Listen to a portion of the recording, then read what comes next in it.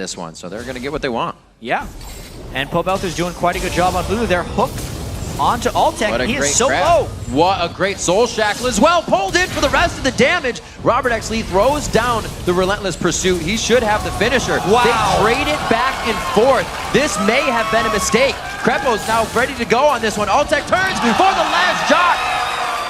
Keeps himself alive. EG bottom lane completely on their own accord, pulling off that kill. And then the gank mid. It's going to be right on up Raleigh. Gets the great bolo. He goes back to the distortion point. That actually forces a flash there. No distortion. Inox able to finish it out, but they use quite a bit. Team who early in the season just tried to make play after play. The flash just for the slow onto Westrice.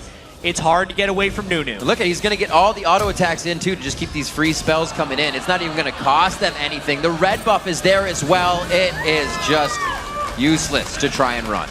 Yep, great timing there by Helios really early. And now Altec is just on the hunt for stuff. Get himself a little bit. Inox, good guy Inox diving right in front of the death sentence, and he tries to write off on that one. It's going to help Altec maximum. 4-0 for him. He's only not participating in the upper hand. But they lose their blue there, showing them that they do not. EG starts to move in a little bit harder. A 2v1 situation, really playing himself inside the minions. The binding hits, as well as the Mega Inferno Bomb. And Complexity can't even look at EG. Altec bottom, they could get jumped again. They get Altec, oh my gosh, what a grab! They thread the needle, but he's out and in the back of the fight. Altec is fighting with 2,000 gold in his pocket right now. Wow. I cannot believe EG is still coming out on top of these fights. They just got it to making aggressive plays right now. Or I like this. The ward clearing will get your... Oh baby. That's good. Oh, no, he saves him. It's burning. It's so hot. Oh, he's on fire. Pobelter huffing a bomb over his shoulder. 28 seconds on Robert X. Lee. It's a wrap. Doesn't go up. 1,900 HP on the Baron. 1,500. It's going to be the Smite Consume coming in from Helios. And they are going to be on the run. Inox is actually called back from the team. Good control. Jumps over the wall with the vision. They find Westrice. Oh no, he jumps into Inox and he uses everything. Still going down. 11-0 right there. And that's a bold call by Helios. Yes, the zero shredding back Complexity, I should say, disengaging them from the fight. All things told, EG's actually sitting on about 10,000 unspent gold right here. Oh so no! Altec gets grabbed! Could have been some defense that he needed there. A great rebuttal back with the bomb. It's going to be some damage. Inox to have a huge impact in these fights. We've seen a few plays with him. Surprise. Uh-oh. This is EG having the vision all around the map, having control of the map as well, probably considering whether he can help.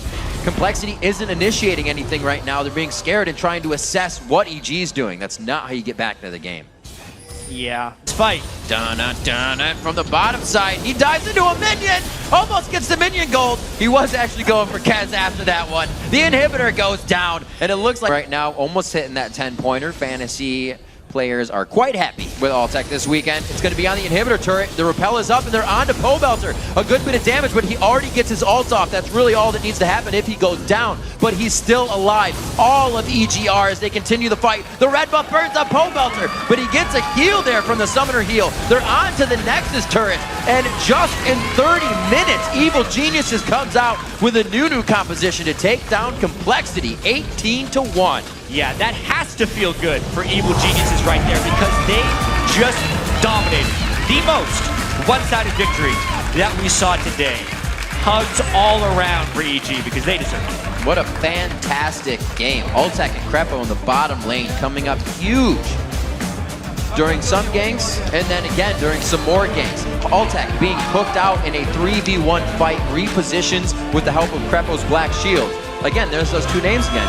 Yeah. Crepo and Altec, they played amazing this game, and Helios brought out a new play style as well. EG definitely came together here. Yeah, Altec 11-1-4. Just saying, he's only started in 15% of fantasy leagues right now, so people need to start starting this guy because he is going to be putting up numbers. Definitely a young, really good AD carry in the North American LCS. Absolutely, that wasn't a Corki game, and he does the same thing on Corki.